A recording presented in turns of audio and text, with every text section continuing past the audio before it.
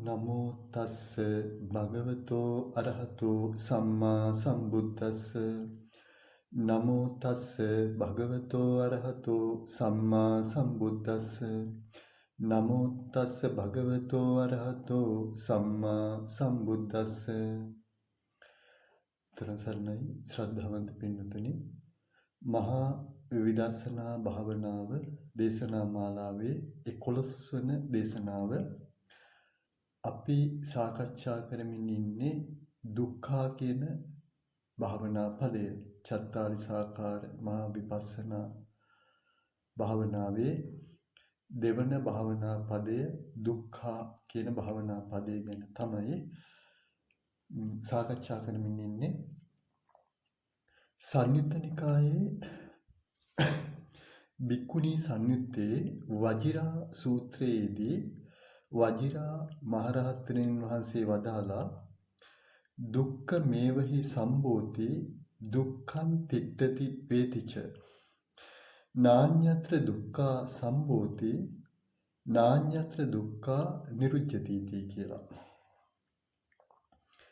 දුක්ඛ මේවහි සම්බෝධි දුකම ලැබේ. දුක්ඛං තිට්ඨති වේතිච දුකම පවති දුකම විඳි. එතකොට ලැබුණොත් ලැබෙන්නේ දුක. දුකම ලැබේ දුකම පවති දුකම විඳි. නාඤ්ඤත්‍ර දුක්ඛා සම්බෝධි දුක හැර අනිකක් ලැබෙන්නේ නැහැ කියනවා. නාඤ්ඤත්‍ර දුක්ඛා සම්බෝධි දුක හැර වෙන කිසිම දෙයක් හටගන්නේ නැහැ කියනවා.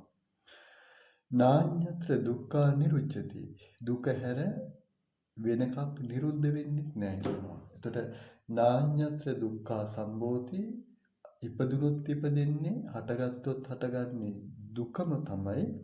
නාඤ්ඤත්‍ර දුක්ඛා නිරුච්ඡති නිරුද්ධ වුනොත් නිරුද්ධ වෙන්න තියෙන්නේ දුකම තමයි. එතකොට මේ දුක කියන එක ස්කන්ධයන්ගේ පහළවීම කිව්වත් දුකේ පහළවීම.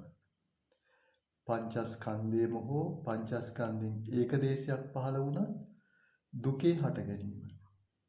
එනත්තම් ආයතනයක් 12 ආයතනයක් හෝ 12 ආයතනකින් ඒකදේශයක් හටගත්තා කියන්නේ දුක හටගත්තේ. ඊළඟට 18 ධාතු හට ගැනීම.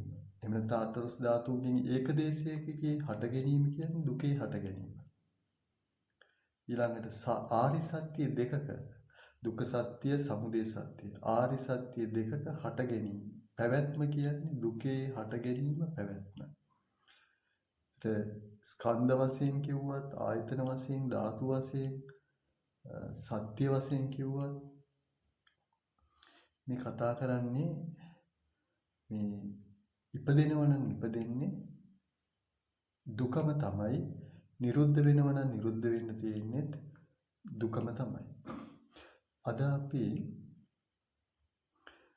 එක ධර්මපරයයක් අරගෙන ඒ ධර්මපරයය ඔස්සේ දුක හටගන්න ආකාරය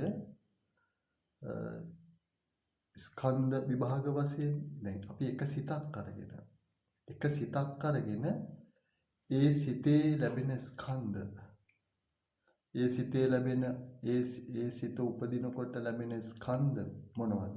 ඒ සිත උපදිනකොට උපදින ආයතන මොනවද? ඒ සිත උපදිනකොට ලැබෙන ධාතු මොනවද?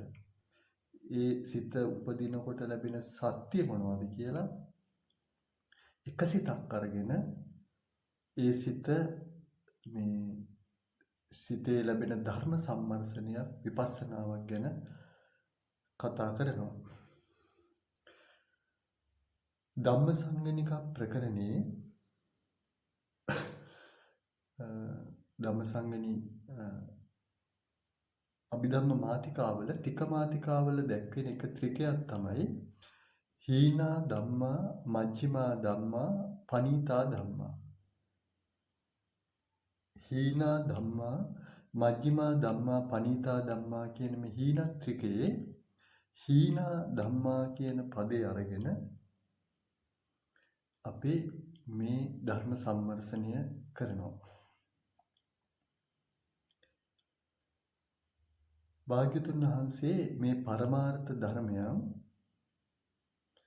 පරමාර්ථ ධර්මයන් විභාග කරන සංග්‍රහ කරන බෙදා දක්වන එක ක්‍රමයක් මේ හීනා ධම්මා මජ්ක්‍ධිමා ධම්මා පණීතා ධම්මා මේ ධර්ම කොටස් තුනට භාග්‍යතුන් වහන්සේ සකල විද පරමාර්ථ ධර්ම සංග්‍රහ කරනවා.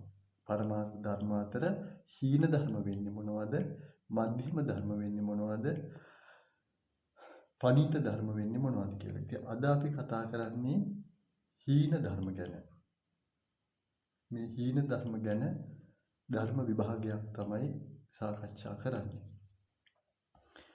හීනා ධම්මා කියනකොට ඒකේ ස්වરૂපාර්ථ එහෙම නැත්නම් අභිධේය අර්ථ වෙන්නේ අකුසල් සිත් 12ත් ඒ අකුසල් සිත් 12 යෙදෙන චෛතසික 27ක් තමයි හීනා ධම්මා කියලා ධර්ම වශයෙන් කියන්නේ. ඒ හීනා ධම්මා කියන පදයේ මේ ස්වરૂපාර්ථ එහෙම නැත්නම් අභිධේය අර්ථ ඉදිරීම. හීනා ධම්මා කියලා කියන්නේ හීන ධර්ම කියලා කියන්නේ අකුසල් සිත් 12ත් ඒ අකුසල් සිත් 12 යෙදෙන චෛතසික 27. ඒ කියන්නේ අකුසල් සිත් 12 යෙදෙන සියලු චෛතසික එකතු කරපුවාම 27යි.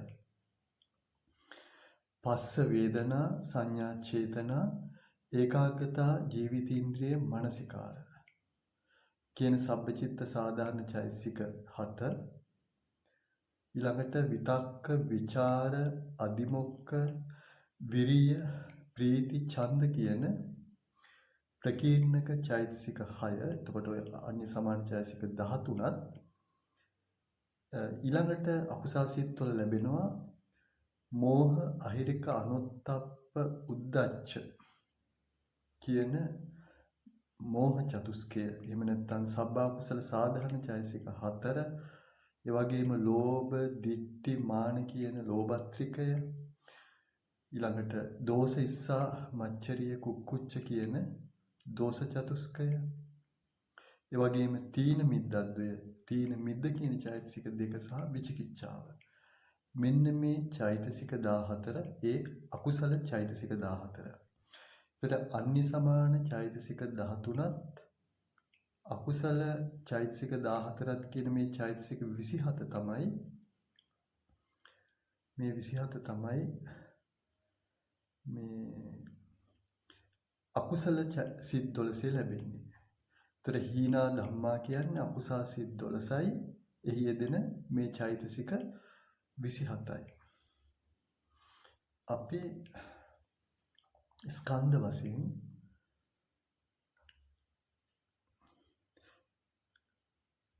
දැන් හීන ධර්ම කියලා කියන්නේ ලාමක වූ නින්දිත වූ අකුසල නම් වූ නිස්සත්ත්ව නිජීව පරමාර්ථ ස්වභාව ධර්මයෝ තමයි හීන ධර්ම කියන්නේ.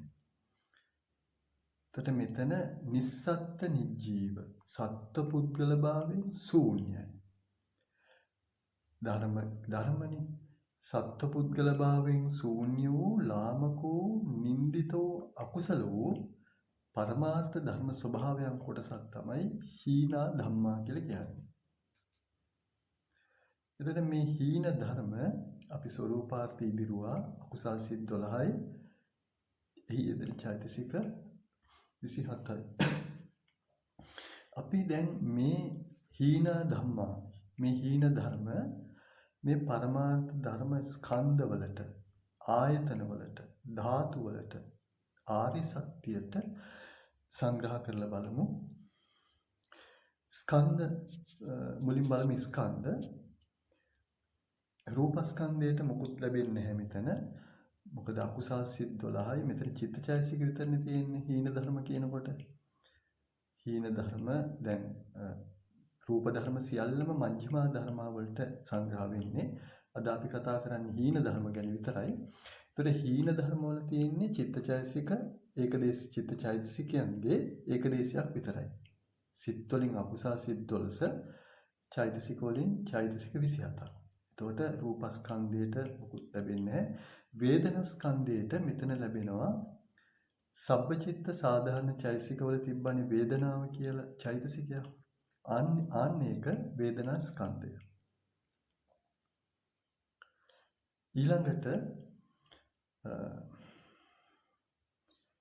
සංඥා ස්කන්ධය. සංඥා ස්කන්ධය වෙන්නේ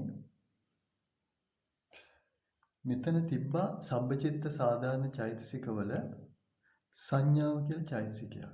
ඒක තමයි සංඥා ස්කන්ධය වෙන්නේ. ඊළඟට සංස්කාර ස්කන්ධය වෙන්නේ වේදනාවයි සංඥාවයි අර ඉතිරි චෛතසික 25. ඔක්කොම චෛතසික 27ක්නේ. මේ අකුසල් සිත් 12 ලැබෙන්නේ. එතකොට ඒ චෛතසික 27න් වේදනාව සංඥාව වේදනා ස්කන්ධයටයි සංඥා ස්කන්ධයටයි සංග්‍රහ වුණානේ. ඉතිරි චෛතසික 25 සංස්කාර ස්කන්ධය. විඥාන ස්කන්ධය කියන්නේ සිත් 12. සිත් 12. එතකොට හීන ධර්මයන්ගේ පහළවීම කියන්නේ සතර නාමස්කන්ධයන්ගේ පහළවීමක්. අපි මෙතනදීම කතා කරමු පරමාර්ථ ධර්ම සියලුම පරමාර්ථ ධර්ම අරගෙන කොහොමද පංචස්කන්ධයට සංග්‍රහ කරන්න කියලා. දැන් මෙතන අපි සංග්‍රහ කරේ හීන ධර්ම විතරනේ. හීන ධර්ම, මධ්‍යම ධර්ම, පනීත ධර්ම සියල්ලම පංචස්කන්ධයට සංග්‍රහ කරලා බලමු. රූපස්කන්ධය. රූපස්කන්ධය කියන්නේ රූප 28. අටවිසි රූපය රූපස්කන්ධය. මහා භූත රූප 4 කියන්නේ ප්‍රධාන රූප 4 සහ අප්‍රධාන රූප 4. උපාදාන රූප 20 අප්‍රධාන රූප 24. ප්‍රධාන රූප 4 සහ අප්‍රධාන රූප 24. උපාදාන රූප 24. මේ රූප 28 රූපස්කන්ධය. ඊළඟ වේදනා ස්කන්ධය කියන්නේ සිත් 89 යෙදෙන වේදනා චෛතසිකය. සිත් 89 යෙදෙන වේදනා චෛතසිකය වේදනා ස්කන්ධය. සංඥා ස්කන්ධය කියන්නේ සිත් 89 යෙදෙන සංඥා චෛතසිකය. සංඥා ස්කන්ධය. සංකාර ස්කන්ධය කියන්නේ සිත් 89 යෙදෙන වේදනාවත් සංඥාවත් කියන චෛතසික දෙකෙන් අන්‍ය වූ චෛතසික 50 සංස්කාර ස්කන්ධය. විඥාන ස්කන්ධය කියන්නේ සිත් 89. ඔන්න ඔය විදිහට තමයි පංචස්කන්ධය. ඒතර පංචස්කන්ධයට සංග්‍රහ නොවෙන්නේ පරමාර්ථ ධර්ම වලින් නිර්වාණ පරමාර්ථය විතරයි. රූප සියල්ලම රූප 28ම චෛතසික 52ම සිත් 89ම පංචස්කන්ධයට සංග්‍රහ වෙනවා. නිර්වාණ පරමාර්ථය විතරයි පංචස්කන්ධයට සංග්‍රහ වෙන්නේ නැත්තේ. ඊළඟට මෙතනදී අපි කතා කරමු පංච උපාදානස්කන්ධය. පංචස්කන්ධය කියලා දෙකක් තියෙනවානේ. පංච උපාදානස්කන්ධයට මොන ධර්මද සංග්‍රහ වෙන්නේ? රූප උපාදානස්කන්ධයට රූප 28ම. දැන් රූප සියල්ලම උපාදානයි. උපාදාන නොවන රූප කිසිවක් නැහැ. ඒ නිසා රූපස්කන්ධය කිව්වත් රූප 28මයි. රූප උපාදානස්කන්ධය කිව්වත් රූප 28මයි. ඒකේ වෙනසක් නැහැ. සතර නාමස්කන්ධය තමයි වෙනස තියෙන්නේ. ස්කන්ධ සහ උපාදානස්කන්ධ අතර. වේදනා උපාදානස්කන්ධය කියන්නේ ලෞකික සිත් 81 යෙදෙන වේදනාව. දැන් වේදනා ස්කන්ධය කිව්වේ සිත් 89 යෙදෙන වේදනාවනේ. වේදනා උපාදානස්කන්ධය කියන්නේ ලෞකික සිත් 81 යෙදෙන වේදනාව. කියන්නේ ලෝකෝත්තර ධර්ම උපාදාන කරන්න බෑ. තණ්හා දිට්ඨි වලින් ග්‍රහණය කරන්න බෑ. ඒ නිසා ලෝකෝත්තර ධර්ම උපාදාන සංඛ්‍යාවට ලැබෙන්නේ නැහැ. වැටෙන්නේ නැහැ. ඒතර වේදනා උපාදානස්කන්ධය කියනකොට මේ උපාදාන කළ හැකි සිත්, ඒ කියන්නේ ලෞකික සිත් 81 යෙදෙන වේදනාව තමයි වේදනා උපාදානස්කන්ධය කියන්නේ. ඊළඟට සංඥා උපාදානස්කන්ධය කියන්නේ ලෞකික සිත් 81 යෙදෙන සංඥා චෛතසිකය. සංඥා උපාදානස්කන්ධය. සංස්කාර උපාදානස්කන්ධය කියන්නේ ලෞකික සිත් 81 යෙදෙන වේදනා සංඥා ඇර ඉතිරි චෛතසික 50. ලෞකික සිත් 81 යෙදෙන චෛතසික 50. සංස්කාර උපාදානස්කන්ධය. ඊළඟ විඥාන උපාදානස්කන්ධය කියන්නේ ලෞකික සිත් 81. මේ විදිහට පංචස්කන්ධය තුලට පංච උපාදානස්කන්ධය සංග්‍රහ වෙනවා. පංච උපාදානස්කන්ධය පංචස්කන්ධයේ ඒකදේශයක්. පංචස්කන්ධය කියනකොට සියල්ලම, ඒ කියන්නේ සංකත පරමාර්ථ ධර්ම සියල්ලම පංචස්කන්ධයට සංග්‍රහ වෙනවා. අසංකත නිර්වාණ ධාතු ඇර. නමුත් පංච උපාදානස්කන්ධය කියනකොට මේ පංචස්කන්ධයෙන් ඒක දේශයක් තමයි පංච උපාදාන. කියන්නේ උපාදාන කළ හැකි තණ්හා දිට්ඨිය වලින් ග්‍රහණය කළ හැකි ධර්ම ලෞකික ධර්ම විතරයි පංච උපාදානස්කන්ධය කියනකොට සංග්‍රහ වෙන්නේ. එතකොට ඒ සමස්ත පංචස්කන්ධයනේ දැන් මෙතන හීනා ධම්මා. අපි මෙතන හීන ධර්ම ටික තමයි ස්කන්ධ වලට සංග්‍රහ කරලා දැක්වේ. හීන ධර්මවල ස්වરૂපාර්ථ වෙන්නේ අභිධේයාර්ථ වෙන්නේ අකුසල් සිත් 12යි. එහි යෙදෙන චෛතසික 27යි. එතකොට වේදනා ස්කන්ධය උනේ මේ චෛතසික 27 තුල තිබුණු වේදනා චෛතසිකය. සංඥා ස්කන්ධය උනේ මේ චෛතසික 27 තුල තිබුණු සංඥා චෛතසිකය. සංස්කාර ස්කන්ධය උනේ ඉතිරි චෛතසික 25. ඊළඟට විඥාන ස්කන්ධය වෙන්නේ අකුසල් සිත් 12. ওই විදිහට තමයි හීන ධර්ම ස්කන්ධ වශයෙන් ස්කන්ධයන්ට සංග්‍රහ වෙන්නේ. ස්කන්ධ හතරකට තමයි සංග්‍රහ වෙන්නේ සතර නාමස්කන්ධයට. ඊළඟට අපි බලමු ආයතන. ආයතන 12 අතර ආයතන මෙතන ලැබෙන්නේ නාම ධර්ම විතරක් නිසා හීන ධර්ම වල තියෙන්නේ නාම ධර්ම විතරයි. චිත්තචෛතසික විතරනේ. ඒ නිසා ආයතන 12න් ආයතන දෙකක් තමයි ලැබෙන්නේ. මන ආයතනය සහ ධම්මායතනය. මන ආයතනය කියන්නේ මෙතන සිත් 12. අකුසල් සිත් 12 මන ආයතනය. ධම්මායතනය වෙන්නේ ඒ අකුසල් සිත් 12 යෙදෙන චෛතසික 27. ඒ විදිහට තමයි ආයතන වලට මේ හීන ධර්ම සංග්‍රහ වෙන්නේ. ආයතන 12න් ආයතන දෙකකට විතරයි හීන ධර්මවල ධර්ම තියෙන්නේ. මන ආයතනය ධම්මායතනය කියන ආයතන දෙකට. මන ආයතනය වෙන්නේ අකුසල් සිත් 12. ධම්මායතනය වෙන්නේ චෛතසික 27. ඊළඟට අපි බලමු ධාතු. 18 ධාතු. ධාතු 18 අතර මෙතන ධාතු ලැබෙන්නේ දෙකයි. මනෝ විඥාන ධාතුවයි ධම්ම ධාතුවටයි විතරයි ධර්ම තියෙන්නේ හීන ධර්මවල. මනෝ විඥාන ධාතුව වෙන්නේ අකුසල් සිත් 12. අකුසල් සිත් 12 මනෝ විඥාන ධාතුව. ඊළඟට ධම්ම ධාතුව වෙන්නේ චෛතසික 27. අකුසල් සිත් 12 මනෝ විඥාන ධාතුව. චෛතසික 27 ධම්ම ධාතුව. ඊළඟට අපි බලමු ආර්ය සත්‍ය. දැන් මේ හීන ධර්මනේ අපි මේ ස්කන්ධ වලට ආයතන ධාතු සත්‍ය වලට සංග්‍රහ කරලා පෙන්නන්නේ. අපි ආරි සත්‍යයට මේ හීන ධර්ම සංග්‍රහ කරන්න කලින් සියලුම ධර්ම මේ සියලුම පරමාර්ථ ධර්ම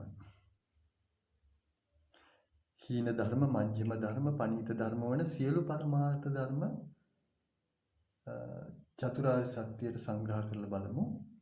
දුක්ඛ සත්‍ය කියලා කියන්නේ පරමාර්ථ වශයෙන් ධර්ම වශයෙන් දුක්ඛ සත්‍ය කියන්නේ රූප 28.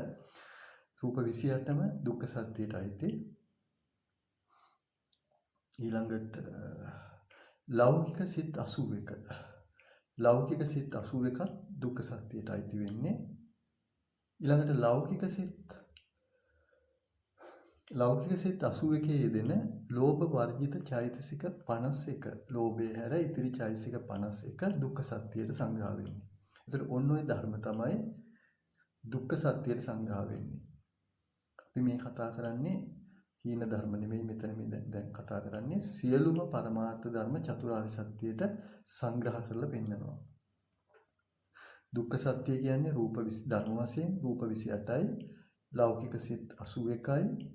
ඒ ලෞකික සිත් 81 යෙදෙන ලෝභ වර්ජිත චෛතසික 51. ඊළඟ සමුදය සත්‍ය කියන්නේ ලෝභය. ලෝභ චෛතසිකයේ එක සමුදය සත්‍යය. නිරෝධ සත්‍ය වෙන්නේ නිර්වාණ පරමාර්ථය. නිරෝධ සත්‍ය.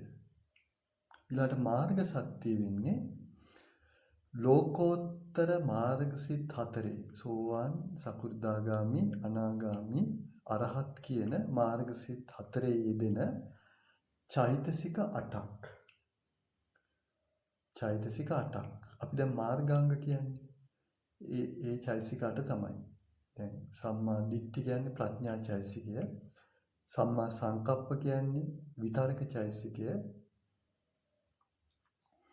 ඊළඟට සම්මා වාචා, සම්මා කම්මන්ත, සම්මා ආජීව කියන්නේ ඒ නමින්ම තියෙන විරති චෛතසික 3. ඊළඟට සම්මා වායාම කියන්නේ වීර්ය චෛතසිකය. සම්මා සති කියන්නේ සති චෛතසිකය. සම්මා සමාධි කියන්නේ ඒකාග්‍රතා චෛතසිකය. එතකොට මාර්ග සත්‍ය වෙන්නේ චෛතසික 8ක්. ප්‍රඥාව එක සෝබ චෛතසිකය, විතර්කය ප්‍රකීර්ණක චෛතසිකය, සම්මා වාචා, සම්මා කම්මන්ත, සම්මා ආජීව විරති චෛතසික 3, වීරිය එකත් ප්‍රකීර්ණක චෛතසිකය, සතිය සෝබන සාධාරණ චෛතසිකය, ඒකාග්‍රතාවය සබ්බචිත්ත සාධාරණ චෛතසිකය. මෙන්න මේ චෛතසික 8 මාර්ගසිත 4. මාර්ගසිත 4 ලැබෙන මේ චෛතසික 8ට තමයි මාර්ග සත්‍ය කියලා කියන්නේ. ඒතර ওই විදිහට තමයි පරමාර්ථ ධර්ම චතුරාර්ය සත්‍යයට සංග්‍රහ වෙන්නේ. ඊළඟට සත්‍ය විනිර්මුක්ත ධර්ම තියෙනවා. කිසිම ආර්ය සත්‍යයකට නොයැටෙන පරමාර්ථ ධර්ම තියෙනවා. ඒ තමයි මාර්ග චිත්තුප්පාද 29. මාර්ග චිත්තුප්පාද 29 කියලා කියන්නේ මාර්ග සිතේ යෙදෙන චෛතසික 36ක් යෙදෙනවා මාර්ග සිතේ. මාර්ග සිත්වල චෛතසික වැඩිම වශයෙන් 36ක් යෙදෙනවා. එතකොට මේ මාර්ග සිත්වල යෙදෙන චෛතසික 36න් 36 කියන්නේ දැන් අකුසල චෛතසික 14 යෙදෙන්නේ නැහනේ. මේ 14 අයින් කරපුවාම චෛතසික 38යි. ඒ 38ෙනුත් කරුණා මුදිතා අපමාන චෛතසික දෙක අයින් කරන්න ඕන. මොකද සත්ත්ව පුද්ගලයන් අසුරු කරගෙන දුක්ඛිත සත්ත්ව ප්‍රඥප්තිය, සුඛිත සත්ත්ව ප්‍රඥප්තිය අරමුණු කරගෙනනේ කරුණා මුදිතා ලැබෙන්නේ. ඒතකොට නිවන අරමුණු කරන ලෝකෝත්තර සිත් වලින් සත්‍යයන් සත්ත්ව ප්‍රඥප්තියෙන් අරමුණු කිරීමක් වෙන්නේ නැහැ. ඒ නිසා ලෝකෝත්තර සිත් වල කරුණා මුදිතා අපමාන්‍ය ලැබෙන්නේ නැහැ. එතකොට මේ දෙකත් අඩු වුණාම චෛතසික 36ක් අතරින් තමයි ලෝකෝත්තර සිත්වල ලැබෙන්නේ. එතකොට ඒ 36න් මාර්ග සිත්වල 8ක් චෛතසික 8ක් මාර්ග සත්‍යයට සංග්‍රහ වුණානේ. එතකොට ඒ 8 ඇර 36න් ඒ 8 අයින් කරලා ඉතිරි 28යි මාර්ග චිත්තුප්පාද 29 කියන්නේ චිත්තුප්පාදයක් කියලා කියන්නේ සිතත් එක්ක චෛතසික වලට තමයි චිත්තුප්පාදයක් කියන්නේ. එතකොට මාර්ග චිත්තුප්පාද 29 සත්‍ය විනිර්මුක්තයි. මාර්ග චිත්තුප්පාද 29 කියන්නේ මාර්ග සිත්වල යෙදෙන චෛතසික 20 මාර්ග සිත්වල යෙදෙන අර චෛතසික අර මාර්ග සත්‍යයේ යෙදුණු චෛතසික 8 අයින් කරලා ඉතිරි චෛතසික 28යි සිතත් එක්ක 29යි. දැන් ඇත්තටම මාර්ග සිත් 4ක් තියෙනවා. නමුත් අර ආරම්මන විජානන ලක්ෂණයෙන් මාර්ග සිත් 4ම එක ධර්මයක් විදිහට ගන්නවා. චිත්ත පරමාර්ථයේ විදියට. එතකොට දැන් සිත් 89ක් වුණත් ධර්ම වශයෙන් සිත එක ධර්මයන්නේ. දැන් චිත්ත දැන් පරමාර්ථ ධර්ම 82 දක්වනවා. චිත්ත පරමාර්ථ එකක් විදියට. චෛතසික 52යි. රූප 28යි. නිර්වාණයත් එකයි. එතකොට චිත්තය කියන්නේ එක පරමාර්ථ ධර්මයක් නේ. ඒක ලැබෙන ස්වરૂපයන්ගෙන් වෙනස් වුණාට ධර්ම වශයෙන් එකක් නේ. එතකොට මේ මාර්ග සිත් 4 දෙන චිත්තයන් 4 එකක් විදිහට අරගෙන මාර්ග චිත්තුප්පාද 29 කියලා දක්වන්නේ සිත සහ චෛතසික 28. එතකොට මාර්ග චිත්තුප්පාද 29 සත්‍ය විනිර්මුක්තයි. කිසිම ආරි සත්‍යයකට සංග්‍රහ වෙන්නේ නැහැ. ඊළඟට ඵල චිත්තුප්පාද 37 සත්‍ය විනිර්මුක්තයි. ඵල චිත්තුප්පාද කියන්නේ දැන් ඵලසිත 4 ලැබෙන චෛතසික 36යි සිතත් එක්ක 37යි. දැන් එතනත් එහෙමයි. ඵලසිත 4ක් තිබුණට මේ ආරම්මන විඥාන ලක්ෂණයෙන් එක සිතක් විදියට ගන්නවා ධර්ම වශයෙන්. එතකොට චෛසික 36යි සිතත් එක්ක 37යි. ඒකයි කියන්නේ ඵල චිත්තුප්පාද 37 කියලා. එතකොට මාර්ග චිත්තුප්පාද 29ක් අර 29ක් වුණේ අර එතන 8ක් අඩු වෙනවා මාර්ග සත්‍යයට 8ක් චෛසික යෙදෙන නිසා ඵල චිත්තුප්පාද 37ක් කියන මේ ධර්ම සත්‍ය විනිර්මුක්තයි. කිසිදු ආරි සත්‍යයකට සංග්‍රහ වෙන්නේ නැහැ. දැන් අපිට කතා කරන්න තියෙන්නේ මේ දැන් ඔය කතා කරේ සියලු ධර්මනේ හීන ධර්ම මජ්ක්‍ධිම ධර්ම පණීත ධර්ම සියලු ධර්ම චතුරාර්ය සත්‍යයට සංග්‍රහ කරලානේ. දැන් අපි කතා කරමු මේ හීන ධර්ම ආරි සත්‍යයට සංග්‍රහ කරලා. හීන ධර්මවල දුක්ඛ සත්‍යයටයි සමුදය සත්‍යයටයි විතරයි සංග්‍රහ වෙන ධර්ම තියෙන්නේ. නිරෝධ සත්‍යයට මාර්ග සත්‍යයට අදාළ ධර්ම හීන ධර්ම වල නැහැ. ඒ නිසා හීන ධර්ම වල ලැබෙන්නේ දුක්ඛ සත්‍ය සහ සමුදය සත්‍ය කියන සත්‍ය දෙකක්. දුක්ඛ සත්‍ය කියන්නේ අකුසල් සිත් 12 අකුසල් සිත් 12යි ලෝභයේ හැර ලෝභ වර්ජිත ඉතිරි චෛසික 26. අකුසල් සිත් 12 යෙදෙන චෛසික 27යිනේ. ඒ 27න් ලෝභය හැර ඉතිරි චෛසික 26. එතකොට අකුසල් සිත් 12යි ලෝභ වර්ජිත චෛසික 26යි මේ හීන ධර්ම වලින් දුක්ඛ සත්‍යයට සංග්‍රහ වෙන්නේ සමුදය සත්‍ය වෙන්නේ ලෝභය. එතකොට ওই විදිහට තමයි මේ හීන ධර්ම ස්කන්ධ වශයෙන් ආයතන වශයෙන් ධාතු වශයෙන් සත්‍ය වශයෙන් බෙදලා යන්නේ. එතකොට මේ සංසාරය කියන්නේ දුකේ පැවැත්ම. එතකොට ඒක පංචස්කන්ධය හෝ පංචස්කන්ධෙන් ඒක දේශයක හට ගැනීම පැවැත්ම දුකේ හට ගැනීම පැවැත්ම. 12 ආයතනයන්ගෙන් හෝ 12 ආයතනයන්ගේ ඒක දේශයක හට ගැනීම පැවැත්ම දුකේ හට ගැනීම පැවැත්ම. 18 ධාතු හෝ 18 ධාතුන්ගෙන් ඒක දේශයක හට ගැනීම පැවැත්ම දුකේ හට ගැනීම පැවැත්ම. ආරි සත්‍ය දෙකක හෝ එකක හට ගැනීම හෝ පැවැත්ම දුකේ හට ගැනීම පැවැත්ම. ඉතින් අපි ඔය සාකච්ඡා කළේ හීන ධර්ම සුරපාර්ථි දුරුවා මුලින්ම අකුසල් සිත් 12 එහි යෙදෙන චෛසික 27 අකුසල සිත් 12 එහි යෙදෙන චෛසික 27 තමයි හීන ධර්ම වශයෙන්. ඒ හීන ධර්ම ස්කන්ධ ආයතන ධාතු ආරි සත්‍ය වලට විභාග කරලා දැක්වුවා. දැන් අපි බලමු එක සිතක් අරගෙන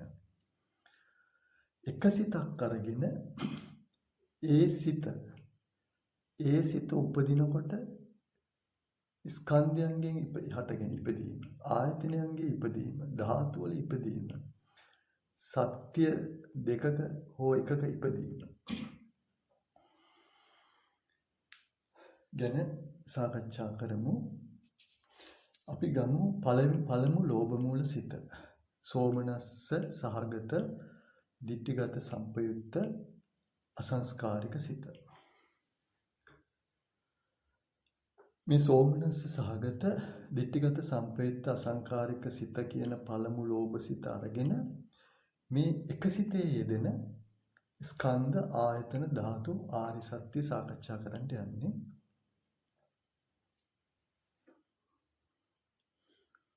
දැන් අපිට මේ ධර්ම විපස්සනා කරන්න පුළුවන් ස්කන්ධ වශයෙන් ආයතන වශයෙන් ධාතු වශයෙන් සත්‍ය වශයෙන් දැන් මේ වගේ නොඑක ආකාරයට එක් පරයයන්ගෙන් මේ දැන් අපිට මේ එක සිතක් අරගෙන දැන් සාකච්ඡා කරන්න යන්නේ එක සිතක් අරගෙන මේ කරන විපස්සනාවක්.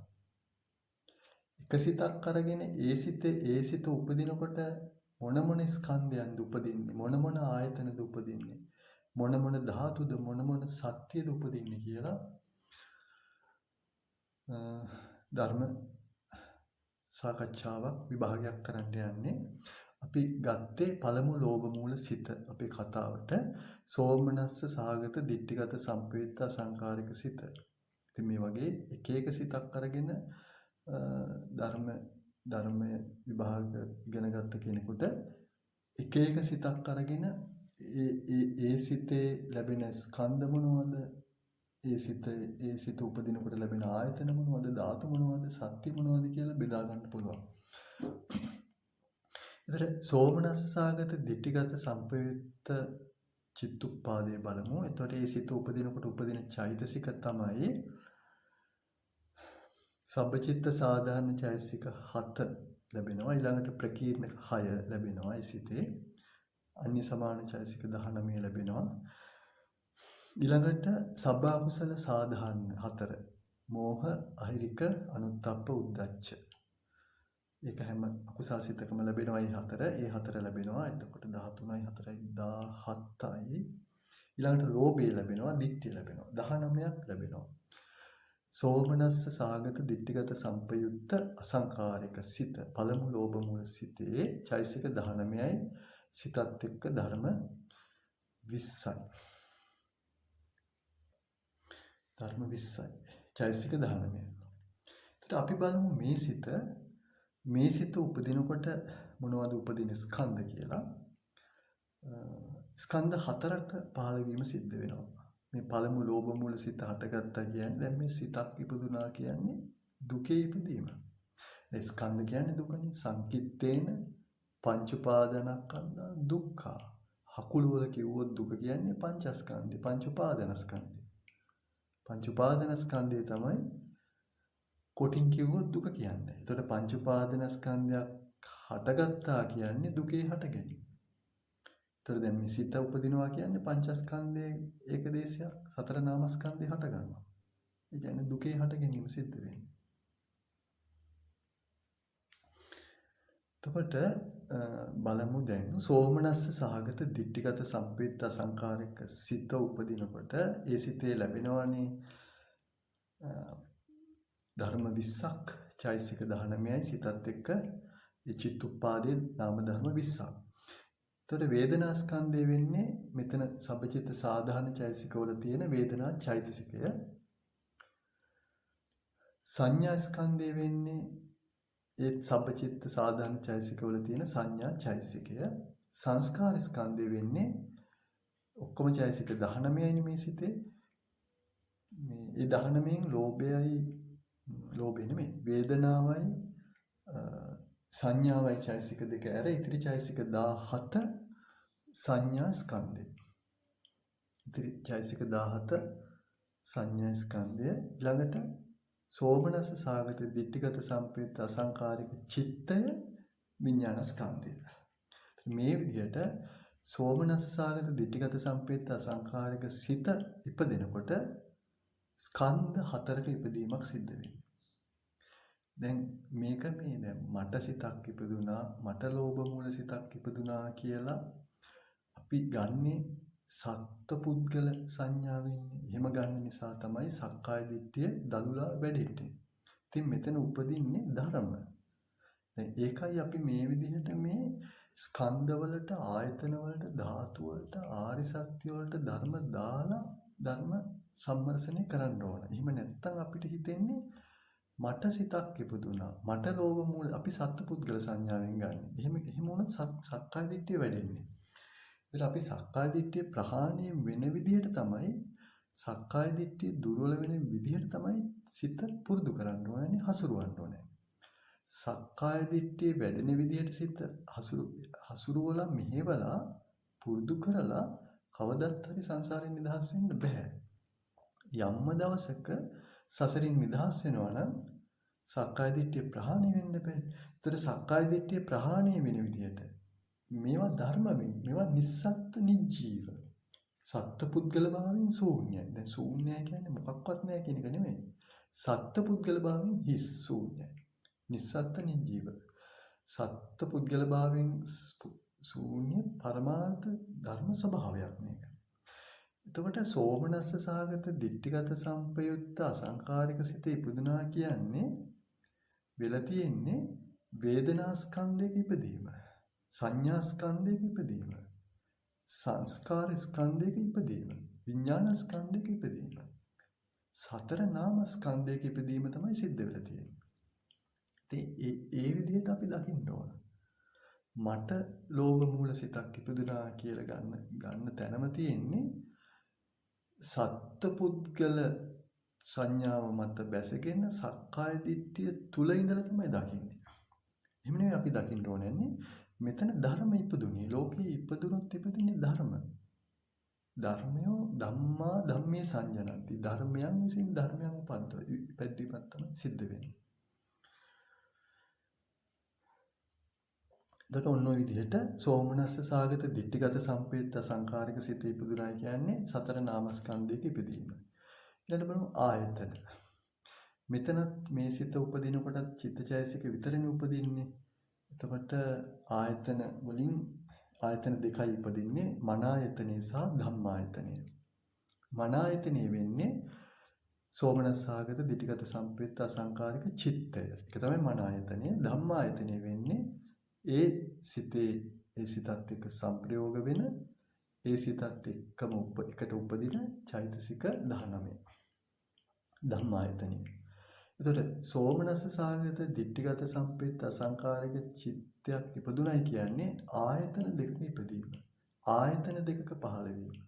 ඒ විදිහට තමයි අපි ධර්ම වශයෙන් තමයි දකින්න ඕනේ.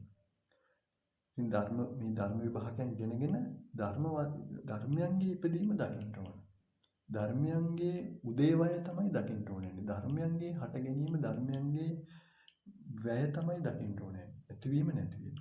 සත්‍යයේ පුද්ගලයේ ඇතිවීම නැතිවීම නෙමෙයි.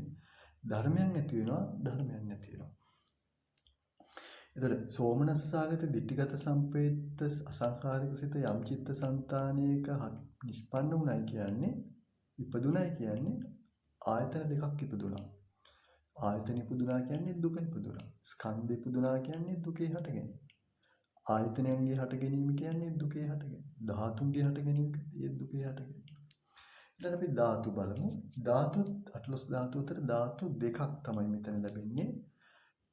මේ සිත ඉපදිනකොට මනෝ විඥාන ධාතුවයි ධම්ම ධාතුවයි. මේ චක්කු ධාතු, සෝත ධාතු, ගාන ධාතු, ජීවා ධාතු, කාය ධාතු ඕවා ලැබෙන්නේ රූප ඉපදීමත් එක්කනේ රූපත් එක්ක සම්බන්ධයන්නේ තියෙන්නේ. ඊට පස්සේ මනෝ ධාතු ඒත් පංචවාරික ලැබෙන්නේ කියන්නේ මේ රූපත් එක්ක උපදිබ්බේ ලැබෙන තත්ත්වයක්නේ. පංචද්වාරික චිත්ත වීති වලින් ලැබෙන්නේ. එතකොට මේ මනෝ විඥාන ධාතු විතරයි මේ සිත උපදිනකොට ලැබෙන්නේ. මනෝ විඥාන ධාතු වෙන්නේ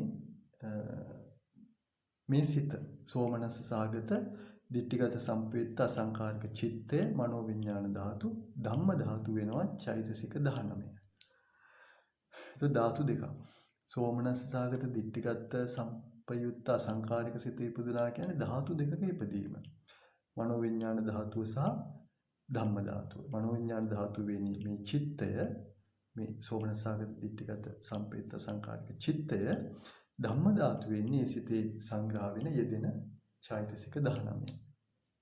ඊට සත්‍ය බලමු ආරි සත්‍ය වලට ආරි සත්‍ය දෙකක් දුක්ඛ සත්‍ය සහ සමුදය සත්‍ය. දුක්ඛ සත්‍ය වෙන්නේ මේ සිතයි මේ සිතේ යෙදෙන ලෝභ වර්ජිත චෛතසික 18 දුක්ඛ සත්‍ය. සෝමනස්ස සාගත දිට්ඨිගත සම්පයුත්ත අසංකාරික චිත්තේ සහ ඒ සිතේ යෙදෙන චෛතසික 18 චෛතසික 19ක් යෙදෙනවා. නමුත් ලෝභය ඇර ලෝභයේ සමුදය සත්‍යනේ. ලෝභය ඇර මේ සිත සහ චෛතසික 18 දුක්ඛ සත්‍ය. ලෝභය සමුදය සත්‍ය. එතකොට සත්‍ය දෙකක ඉපදීම. දුක්ඛ සත්‍ය සහ සමුදය සත්‍ය. දැන් මේ දුක්ඛ සත්‍ය සමුදය සත්‍ය කියන සත්‍ය දෙකේ ඉපදීම පැවැත්ම කියන්නේ ඉතින් දුකේ ඉපදීම පැවැත්මමයි. මේ සත්‍ය දෙකේ. එතකොට මෙන්න මේ විදිහට අපිට සිතක් ඉපදුනත් අකුසල් සිතක් වේවා එහෙම නැත්නම් කාමාවචර කුසල් සිත් අපිට උපදිනවා. කාමාවචර කුසල් සිතක් ඉපදුනත් මේ සිතක් ඉපදෙද්දී අපිට දුකේ ඉපදීම තමයි සිද්ධ වෙන්නේ. දැන් අපි දැන් මේ එක සිතක් අරගෙන සාකච්ඡා කරන්නේ. පළමු ලෝභ මූල සිත. ඒතකොට ඒ සිත උපදිනකොට ස්කන්ධ හතරක් ඉපදීමක්. ඒ සිත ඉපදුණයි කියන්නේ. ඒ පළමු ලෝභ මූල සිත ඉපදුණයි කියන්නේ ආයතන දෙකක ඉපදීමක්.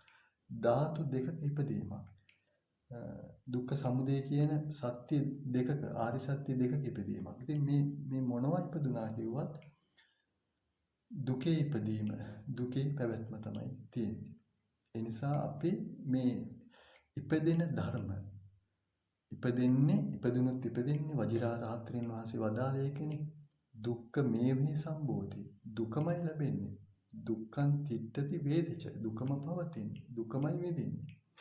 නාඤ්ඤත්‍ර දුක්ඛා සම්බෝධි. දුක හැර අනිකක් ලැබෙන්නේ නැහැ. නාඤ්ඤත්‍ර දුක්ඛා නිරුච්ඡති.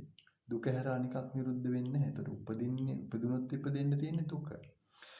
නිරුද්ධ වුණොත් නිරුද්ධ වෙන්න තියෙන දුක. ඒතර මේකම ඇසුරු කරගෙන මේ ඉපදෙන දුකම නිරුද්ධ වෙන දුකම ඇසුරු කරගෙන අපි එහෙම කමටහනක් කරගෙන එහෙම ධර්ම විභාග කරලා ධර්ම සම්මර්ෂණය කරලා ඒ සිතක් ඉපදෙනකොට ඒ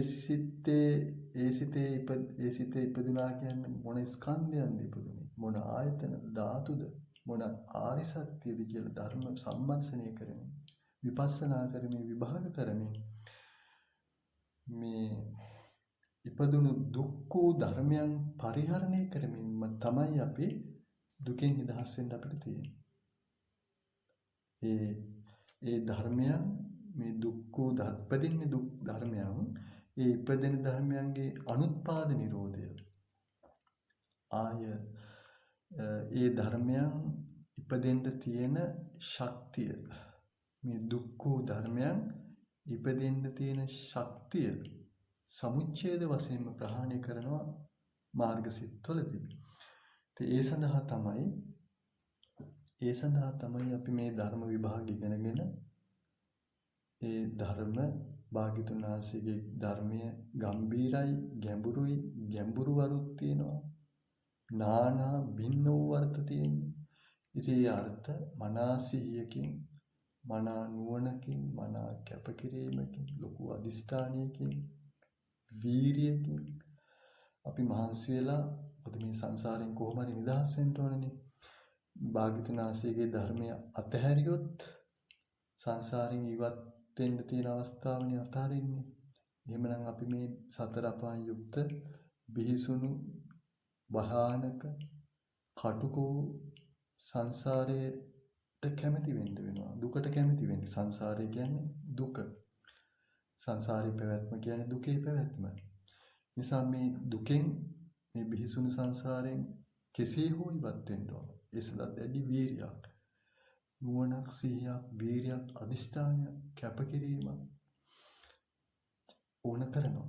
ඒ නිසා අපි මොන කැපකිරීමක් කරලා හරි භාග්‍යතුන් වහන්සේගේ මේ ධර්මයන්, ධර්ම විභාගයන් ඉගෙනගෙන ඒ ධර්මයන් මේ විදිහට ස්වરૂප උදුරමින් ධර්ම සම්මර්ෂණේ ධර්ම විපස්සනාවේ දෙන්න ඕනේ. අද අපි අදත් කතා කළේ දුක්ඛ කියන භාවනා පදේ ගැනම තමයි. ඉදිරියටත් අපිට තව සාකච්ඡා කරන්න තියෙනවා. හොඳයි. සම්මා සම්බුදු සරණයි.